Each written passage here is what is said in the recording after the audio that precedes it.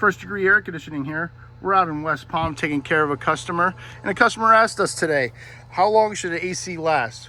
Well, an AC should last anywhere from 8 to 12 years, depending on where you're at. If you're by the ocean, you're probably going to be more around 8 years. If you're in, 10 miles out from the ocean, 5 miles out, you'll probably go around 12 years. If you get any more, then you got good luck.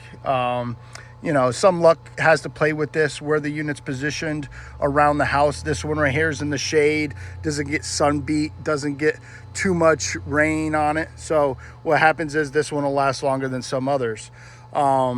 But getting these components checked out, you're going to be buying a new AC real quick. If you don't get maintenance done and get any of these components changed out, they're considered maintenance parts. Getting maintenance done for 2 visits a year is around $189 to $230, depending what company you have.